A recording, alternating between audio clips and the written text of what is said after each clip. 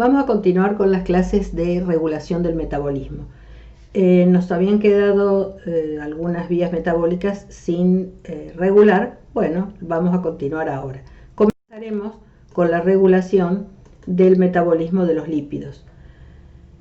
¿Cómo o qué tendríamos que tener en cuenta? ¿Dónde se regulan? Por ejemplo, en el ingreso de ácidos grasos a la mitocondria, en la beta oxidación de los ácidos grasos, en la biosíntesis de cuerpos cetónicos, en la síntesis de ácidos grasos, en la síntesis de colesterol y en el metabolismo de lipoproteínas, pero eso ya lo vieron ustedes en clases anteriores, por eso veremos el resto ahora. Lo primero es la regulación del ingreso de ácidos grasos a la mitocondria. ¿A qué tienen que ingresar los ácidos grasos a la mitocondria? Para producir la beta oxidación cuando hace falta energía. Los ácidos grasos que están en el citosol deben ingresar a la mitocondria, pero la membrana interna no les permite su ingreso. Por lo tanto, deberá dejar la coenzima en el espacio intermembrana, que luego volverá al citosol, y unirse a la carnitina para que una enzima, la carnitina aciltransferasa, le permita ingresar hacia la matriz mitocondrial. Ese complejo, esa molécula que se ha formado de acilcarnitina, va a dejar la carnitina por un lado, que vuelve hacia afuera de la membrana interna, y el ácido graso, el acilo que quedó, se va a unir a coenzima A para formar un acil-CoA que ingresará a la beta oxidación. Eso es lo que ustedes estudiaron de cómo ingresa un ácido graso a la mitocondria y el papel de la carnitina y de la carnitina aciltransferasa. ¿Por qué está escrito este malonil-CoA aquí? Porque este sustrato o esta sustancia es el primer producto de la reacción de la síntesis de ácidos grasos. Quiere decir que si hay bastante malonil-CoA o hay cierta cantidad de malonil-CoA, es porque se están sintetizando ácidos grasos. Por lo tanto, él mismo va a efectuar una inhibición de este ingreso de ácidos grasos, porque si se están sintetizando aquí fuera en el citosol los ácidos grasos, no pueden estar al mismo tiempo realizándose la beta oxidación de ellos dentro de la mitocondria. Entonces, malonil-CoA inhibe el ingreso de estos ácidos grasos. Aquí lo vemos, ¿no es cierto? Los ácidos grasos de cadena larga que ingresan van a estar activados con coenzima A, pero para ingresar a la mitocondria tendrán que atravesar la membrana unidos a la carnitina y por acción de la carnitina aciltransferasa 1 y 2, que están aquí, que son quienes van a permitir la entrada y la salida de carnitina para evitar el acúmulo dentro de la mitocondria, dentro de la matriz mitocondrial. Los ácidos grasos cuando ingresan, dijimos, se unen nuevamente a coenzima A y van a comenzar el mecanismo de beta oxidación a fin de dar acetil-CoA, que van a ingresar al ciclo de Krebs y van a producir una cierta cantidad de ATP y los equivalentes de reducción de NAD y FAT, es decir, un ciclo puramente o muy energético. Cuando ese ciclo esté funcionando en una forma un poquito aumentada, tal vez su requerimiento está aumentado, el sí mismo citrato va a regular para que, ya lo vamos a ver enseguida, para que no se siga produciendo el ciclo de Krebs. Pero además, ¿qué va a ocurrir? Va a ocurrir que ese citrato se pasa a acetil-CoA y estos acetil-CoA que están en gran cantidad van a tender a formar malonil-CoA para formar ácido graso en el citosol. Este malonil-CoA, que es el que les mostraba recién, es el que va a inhibir el paso del ácido graso a través de la membrana interna. Este mecanismo se produce en general cuando el metabolismo, ¿no es cierto?, requiere o se realiza cuando no hay suficiente glucosa en el medio, es decir, en los periodos fuera de las ingestas o lejanos a las ingestas. Se usan preferentemente energía proveniente de ácidos grasos, de tal forma de guardar la glucosa para aquellos tejidos que necesiten glucosa como tal, como podría ser el sistema nervioso, glóbulos rojos, por ejemplo. En cambio, el metabolismo de la glucosa para dar energía se va a activar en aquellos momentos en los cuales aumente la glucemia por aumento de la ingesta y también aumente la glicólisis y la entrada al ciclo de Krebs. Una vez que baja la glucemia a los valores normales, se incentivará la acción oxidativa de los ácidos grasos. ¿Qué necesitamos o qué pasa con esos ácidos grasos que tenemos acumulados en los triacilgliceroles, generalmente en tejido adiposo? Van a tener que actuar preferentemente en el tejido adiposo hormonas como las catecolaminas, como el glucagón, que se unen a un receptor de membrana. Activa una proteína G que se activa mediante GTP. A su vez va a activar a una adenilato ciclasa, una enzima que está unida a membrana, y esa adenilato ciclasa va a permitir que el ATP se ciclice como 3', 5' AMP. Activa una proteína quinasa que incorpora fosfato proveniente del ATP. ¿Y a quién se lo incorpora? A la lipasa, que es sensible a esta acción hormonal. Es decir, lipasa sensible a hormonas. En este caso, ¿a qué hormonas? A las que dijimos recién aquí. ¿Y cómo lo hace? ¿Cómo la activa? Incorporándole fosfato. Es decir, que esta enzima es activa con fosfato. Esta activación se hizo por modificación covalente de la enzima, por incorporación de un enlace de fosfato.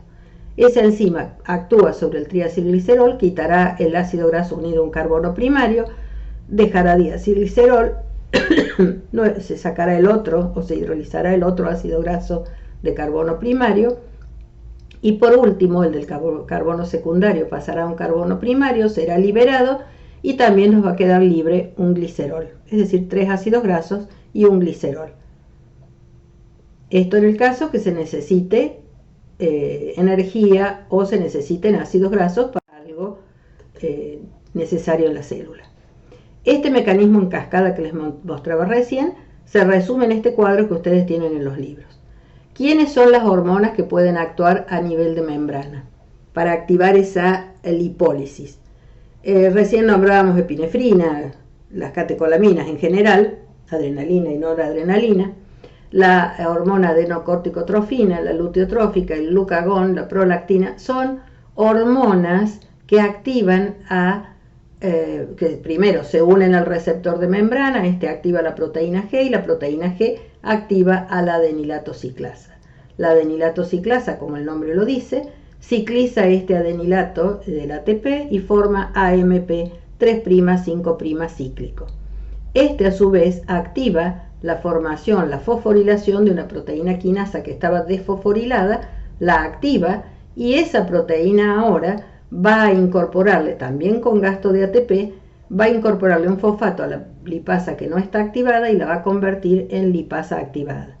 Por último, esta lipasa activa es aquella que decíamos recién sensible a hormona, que va a actuar sobre las uniones éster de los ácidos grasos de los triacilgliceroles y va a liberar esos ácidos grasos más el glicerol. ¿Qué ocurre aquí? Se está activando por acción de una hormona que también activa por el mismo mecanismo la liberación de glucosa a partir del glucógeno. La insulina, a su vez, por una modificación de tipo covalente, va a quitarle el fosfato a la lipasa activada y la puede convertir en no activada. ¿Por qué? Porque la insulina tiende a guardar los ácidos grasos en forma de triacilgliceroles, es decir, es lipogénica. El glucagón y las catecolaminas son lipolíticas, rompen esas uniones de ácidos grasos con los triacilgliceroles. Entonces, la insulina actúa de esta manera por una modificación de tipo covalente, pero también puede actuar en una acción de tipo alostérica sobre el AMP cíclico, lo mismo que las prostaglandinas o el ácido nicotínico, pero a nosotros nos interesa ahora la insulina para inhibir a este AMP cíclico para que no siga produciéndose esta cascada que libere ácidos grasos. Por eso decimos que es lipogénica. Quiere dejar los triacilgliceroles sin hidrolizar. Esta flecha que está acá es la que nos indica que, cumplida la liberación de ácidos grasos necesarias, el AMP cíclico rompe el ciclo y se transforma en 5'-AMP por acción de una enzima que se denomina fosfodiesterasa. Esta enzima puede ser activada por las metilpurinas que tienen el café, el mate, el té, ¿no es cierto? Pero esto ya no es de nuestro metabolismo, digamos, no es una sustancia propia del organismo, sino que son sustancias externas a él que pueden hacer que se inhiba esta enzima.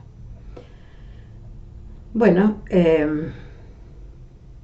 seguimos con esto, miramos la reacción, lo mismo que decíamos recién. El juego acá es que la lipasa se active por incorporación de fosfato.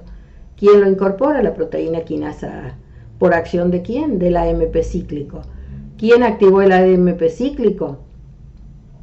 La acción de las catecolaminas sobre la enzima adenilato ciclasa. Por supuesto, para llegar a la adenilato ciclasa, primero tuvo que unirse al receptor de membrana, activar la proteína G y recién activar a la adenilato ciclasa para que se forme el AMP cíclico.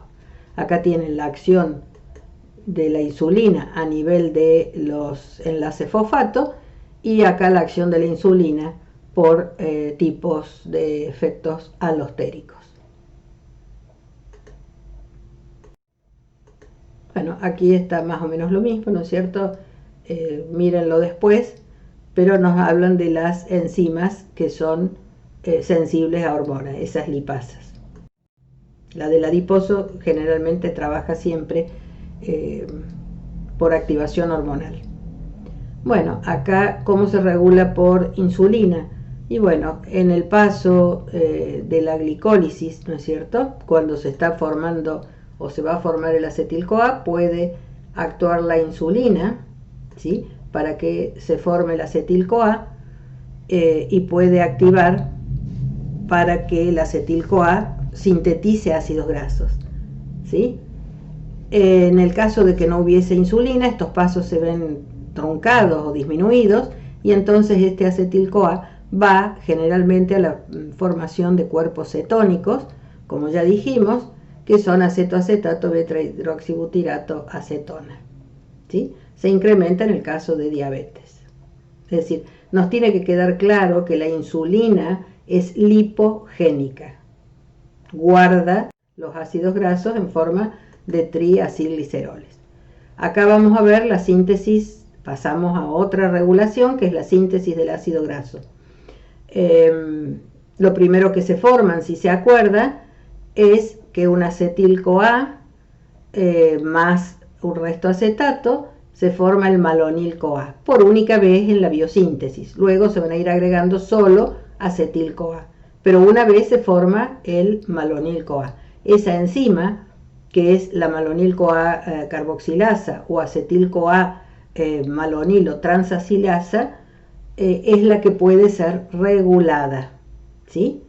Bueno, acá están los ciclos que pueden realizarse, si se acuerdan, de la biosíntesis de ácidos grasos. Nos interesa ver la hormona regulable ahora. Y esta es la reacción que decíamos. El resto carbonato lo lleva la biotina. Se une a la biotina, recuerden, por acción de una enzima que se denomina biotina carboxilasa. La biotina que está aquí es una vitamina del complejo B que permite la unión de restos monocarbonados en su molécula y con eso favorece el ingreso de ese resto en distintos sustratos.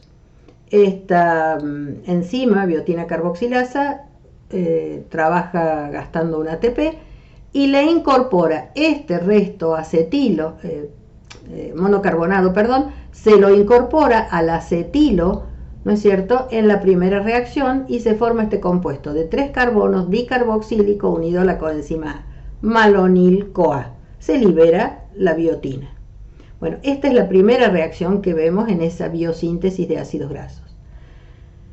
¿Quién cataliza esta reacción de incorporación? La acetil-CoA carboxilasa. Y fíjense que acá hay quienes activan o quienes inhiben a esta reacción. Si hay muchos ácidos grasos de cadena larga, y yo lo que quiero hacer con esta primera reacción es incorporarla a la biosíntesis de ácidos grasos, ese ácido graso va a actuar por retroalimentación negativa sobre la enzima y va a impedir o va a inhibir la formación de malonil-CoA para que no siga la vía biosintética. Ya hay suficientes ácidos grasos. Por otro lado, el citrato también va a activar a esta enzima, también va a actuar de esta manera sobre la enzima, la va a activar, no inhibir como el acil-CoA, para que se formen los ácidos grasos. Es decir, si hay mucho citrato, me está diciendo que el ciclo de Krebs está funcionando a pleno, no necesita más citrato, o por lo menos no tanto citrato. Por lo tanto, va a hacer que los acetil-CoA, en vez de ingresar al ciclo de Krebs, vayan a depositarse después como un ácido graso de cadena larga. Es decir, por eso activa a esta enzima. Lo mismo hace la proteína quinasa A. En este caso, la enzima acetil-CoA carboxilasa también se va a activar por modificación covalente. Se va a activar o se va a inactivar. La enzima, cuando, acá se los puse en un cuadrito, cuando está fosforilada es inactiva y cuando está desfosforilada es activa. Quien hace que se active es la insulina. Quien hace que se inactive es el glucagón, que decíamos hace un ratito. Glucagón pretende que se rompan, se hidrolicen, se oxiden los ácidos grasos. En cambio, la insulina va a activar a esta enzima acetil-CoA carboxilasa para que se formen ácidos grasos, por lo que decimos que es sumamente lipogénica. Bueno, acá están lo mismo, quién activa y quién inactiva, lo que decíamos recién. Insulina activa la formación de la vía, inclusive ya también en la formación de colesterol. Hasta acá habíamos hablado solo de ácidos grasos, pero acá de nuevo insulina y de nuevo glucagón. El acetil-CoA va a formar acetil-CoA, acetoacetil-CoA, el segundo paso. Después se forma el beta-hidroximetil-glutaril-CoA por una sintetasa hidroximetil-CoA, glutaril-CoA.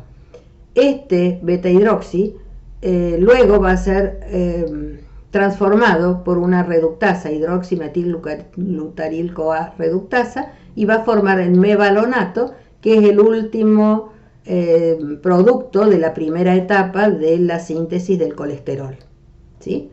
Luego se forma el colesterol intracelular. Nuestro colesterol total proviene tanto del que sintetizamos nosotros como colesterol extracelular, que es transportado por LDL.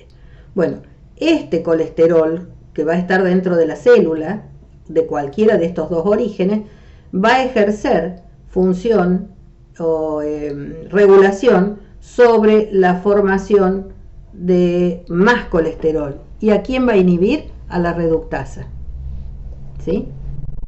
En cambio, la insulina favorece la síntesis de colesterol, es decir, la insulina guarda, es ahorrativa. Glucagón, al contrario, ¿no es cierto?, va a inhibir, va a disminuir la formación de colesterol.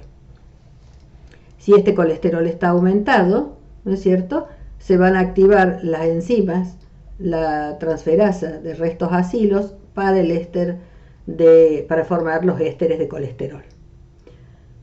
Bueno, en esta síntesis de colesterol muy acotada que tenemos acá está un poquito más ampliada, pero lo que me interesa saber o contarles es que acá en esta enzima que dijimos recién, la reductasa, no solamente van a actuar biológicamente insulina, glucagón, el mismo colesterol por retroalimentación, sino que también farmacológicamente se han sintetizado sustancias como las estatinas, que son inhibidores de esta enzima, para que aquel paciente que tenga una hipercolesterolemia pueda disminuir algo su síntesis. Depende del tipo de hipercolesterolemia que tenga, si es esencial o si solamente es por exceso de consumo de acetilos en la dieta.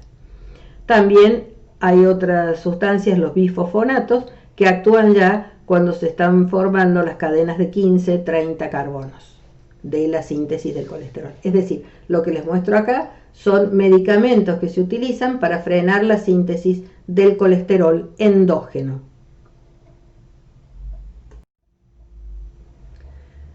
Y acá tenemos una síntesis. La enzima que hay que regular es esta que está acá, que está inactiva, la HMG-CoA reductasa, que está inactiva con fosfato, se activa quitándole el fosfato. Se lo quita una enzima que es del tipo fosfatasa, no es la quinasa, sino es la fosfatasa. Al activarse esa enzima, lo que va a hacer es pasar el hidroximetilglutaryl-CoA hasta ácido mevalónico y por fin llegará a colesterol. Ese colesterol puede, por retroalimentación, inhibir a la reductasa. También el mevalónico, el producto que les dije recién de la primera etapa, puede inhibir a la reductasa. Tipos de efectores.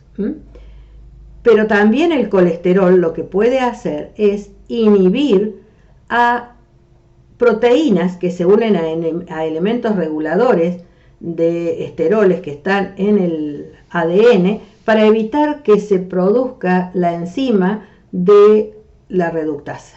Es decir, que no se produzca la proteína que va a formar parte de la reductasa. ¿Sí?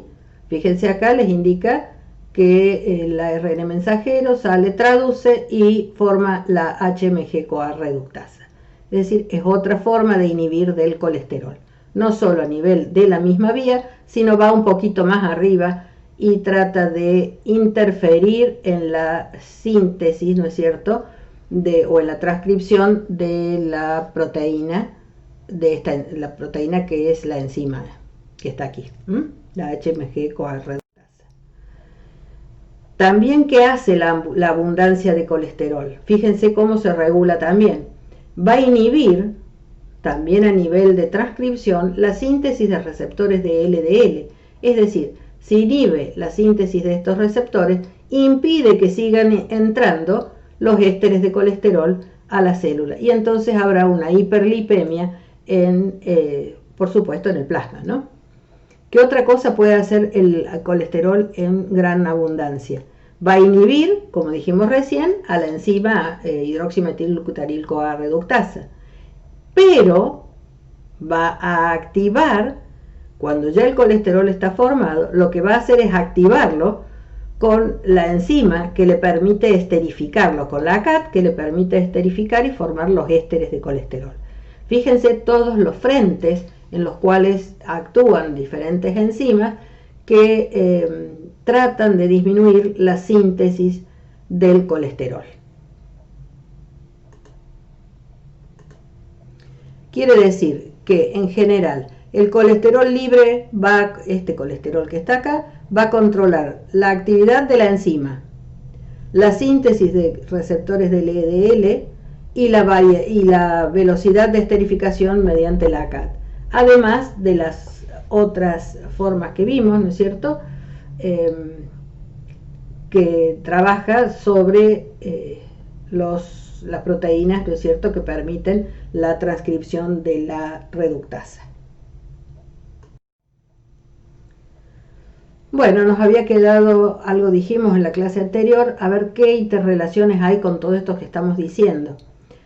Ciclo de Cori, que relaciona glucosa con, aquí, glucosa que da piruvato y nos relaciona glucosa, piruvato, lactato, piruvato y gluconeogénesis. Esto en el caso de que esta oxidación de la glucosa o este pasaje por la glicólisis, si es de tipo anaeróbico, porque en las condiciones en las que está trabajando el músculo es anaeróbica, se formará lactato que pasa a sangre, luego en el hígado nuevamente por transaminación, como lo hizo también en el músculo, pasará el lactato a piruvato y ese piruvato formará oxaloacetato, el oxaloacetato formará fosfanolpiruvato y vuelve a salir glucosa que va a ser devuelta al músculo. Con los aminoácidos es algo parecido, solo que no necesita que se forme solamente por anaerobiosis, sino que en general se forma algo de este ciclo con la alanina. También pasa, hace la gluconeogénesis y devuelve glucosa al músculo. Pero hay otro que es el ciclo de Randle, en donde lo que se hace es esa relación que les comenté al comienzo. La glucosa va a dar piruvato, la glucosa que está en sangre puede ingresar al tejido adiposo, hacer glicólisis, formar piruvato. Ese piruvato en el medio de la glicólisis se forma el gliceraldehído y la dihidroxicetona fosfato.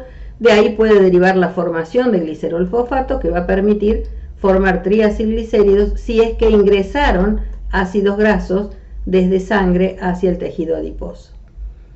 En ciertos momentos donde no está ingresando glucosa para obtener energía a partir de ella, los triacilgliceroles hacen la lipólisis que dijimos recién, liberan los ácidos grasos, pasan por sangre y pueden ir a los músculos, ya sea el esquelético o el cardíaco, y producir, ¿no es cierto?, energía en mecanismos de tipo oxidativo. Con la glucosa lo mismo. Esta es la relación de lo que habla el ciclo de Randle. Si bien no es un ciclo exactamente, bueno, Randle le puso ese nombre en su honor porque él tiene ese apellido. Bueno, ¿qué más vemos? Queda por acá. Acá les puse el papel de diferentes órganos en la regulación del metabolismo. Eso es para cuando estudien todos, miren un poquitito. ¿Qué pasa con los distintos órganos de acuerdo a los niveles de glucosa que haya en el organismo? Por ejemplo, ¿qué hace el hígado cuando hay altos niveles de glucosa? Es decir, después que termina de comer, en lo que se denomina postprandial. La glucosa se puede reservar como glucógeno o se puede oxidar ácidos grasos, triacilgliceroles, va a ser transportada por kilomicrones después si se absorbió, pero el hígado ¿qué va a hacer? Con esto dentro del hígado lo que va a formar son VLDL. ¿Qué hace cuando hay bajo nivel? Bueno, va a oxidar, en vez de guardar los ácidos grasos como gliceroles, lo que hace es beta oxidación, obtiene energía por beta oxidación y entonces va a ser muy poca glucogenólisis. En el ayuno, bueno, si hay ayuno no ingresa glucosa, por lo tanto obtendrá energía por beta oxidación o por cetogénesis, también depende del tipo de ayuno, si es pronto o temprano o es prolongado, y a partir de aminoácidos por gluconeogénesis. En cambio, un tejido adiposo, ¿no es cierto? Si hay alto nivel de glucosa, lo que va a hacer es reservar la glucosa en forma de triacilgliceroles. Formará ácidos grasos, formará glicerol y reservará triacilgliceroles. Si hay bajo, lo que hace es al revés. Lipoliza o realiza la lipólisis de los triacilgliceroles, forma ácidos grasos que vimos recién que pueden ingresar a la beta oxidación. Lo mismo si hay ayuno.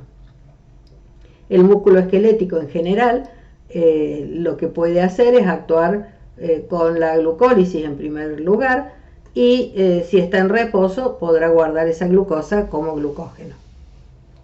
Ahora, si está trabajando en condiciones de bajo nivel de glucosa, va a ahorrar la glucosa, va a hacer beta oxidación para obtener energía, y en cambio si está en ayunas va a utilizar ácidos grasos o cuerpos cetónicos y va a utilizar proteínas. Bueno, lo mismo, este corazón, por ejemplo, lo que hace, como trabaja en mecanismo oxidativo, va a hacer beta oxidación de ácidos grasos para obtener la energía. También cuando hay bajo nivel o si hay muy bajo nivel de glucosa, hay un ayuno muy prolongado, lo que va a hacer es utilizar los cuerpos cetónicos como fuente de glucosa, de energía. Y en el cerebro, en condiciones normales, está trabajando con glucosa, Cuando hay un poco menos de glucosa también va a trabajar con glucosa. Recuerden que es uno de los que le gusta solamente trabajar con glucosa. Pero bueno, cuando hay hipoglucemia y poco aporte de glucosa, tendrá que utilizar los cuerpos cetónicos como fuente de energía para formar acetil-CoA que ingrese al ciclo de Krebs y les dé energía, anhídrido carbónico y agua. Cuando vean bien los metabolismos, vuélvanlo a repasar un poquito. Bueno, acá les voy a mostrar unos dibujos que ustedes después quiero que los analicen. Vamos a analizar uno. Acá hay un estado postprandial, es decir, después de una comida. ¿Qué pasa? Ingresan nutrientes como glucosa y aminoácidos. Son hidrosolubles, van por vena porta y también el páncreas va a liberar de las células beta, de los islotes de Langerhans, va a liberar insulina. La insulina va a guardar glucosa, va a guardar los aminoácidos, generalmente en el tejido hepático. La glucosa, lo más probable es que si se comió mucho, lo acumule como glucógeno. Le va a dar, recuerden que el hígado es un órgano muy generoso, va a enviar glucosa al cerebro para que pueda trabajar en condiciones normales. Va a mandarle también glucosa a los eritrocitos, ¿sí? Le va a enviar también glucosa al tejido adiposo y al tejido muscular. Bueno, también ingresan con los alimentos ácidos grasos. Acá están estas gotitas que simbolizan los ácidos grasos que salen del intestino formando los kilomicrones, van por los vasos linfáticos y forman esos kilomicrones que luego van a ser depositados en algunos tejidos como el adiposo, algo en el tejido muscular. Y se forma, si es en los eritrocitos, va a formar lactato que ingresa al hígado y puede hacer gluconeogénesis. Si miramos los aminoácidos, estos aminoácidos, si han sido aportados con exceso, pueden, por un lado, sintetizar proteínas en todos los tejidos, va a enviar a todos los tejidos, o puede sintetizar proteínas directamente en el hígado, que es el mayor productor de proteínas. Por otro lado, también el catabolismo de esos aminoácidos le va a permitir formar urea. También, tanto con algunos de los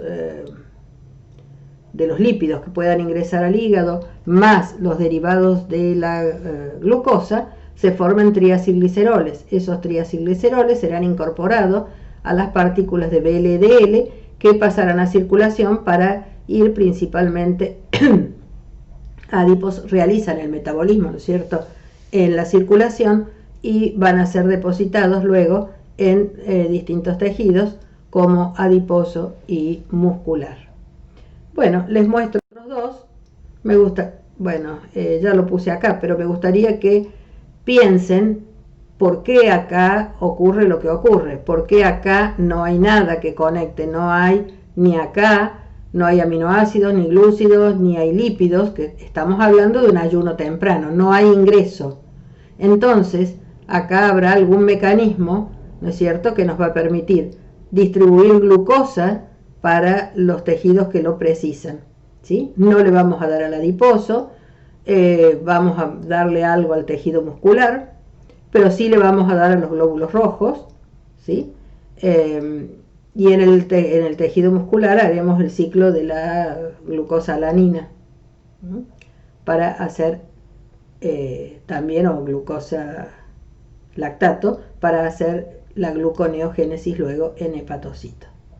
Y por último, en un ayuno prolongado, fíjense ustedes, este se los dejo un poquito, un ayuno prolongado, por más que haya glucagón, acá no hay ingreso, acá no hay grasa que ingrese, entonces las proteínas van a tener que aportar algo de energía a partir de aminoácidos, la alanina, ¿sí?, y la alanina podrá ingresar al metabolismo de la glucosa.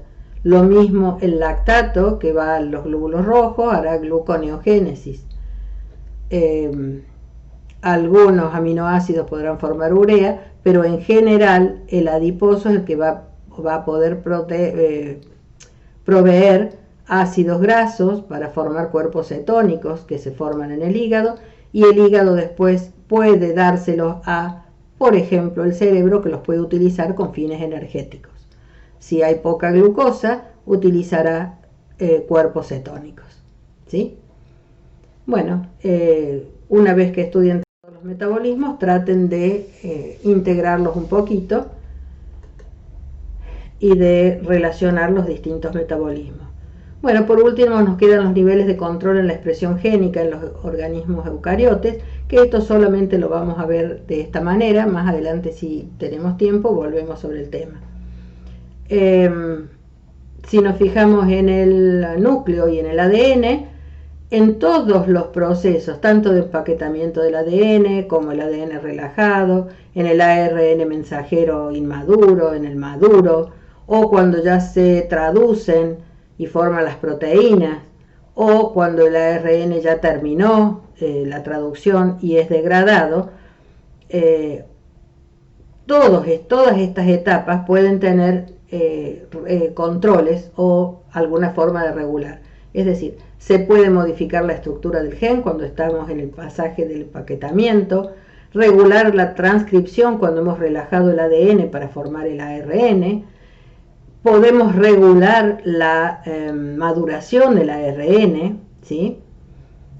Se puede regular la traducción, es decir, cuando pasamos a la proteína, y también inclusive las modificaciones post-traduccionales, ¿sí? También se puede regular o se regula la estabilidad de los ARN mensajeros. Es un capítulo muy largo, excede por el momento lo que estamos viendo, pero sepan que existe esa regulación.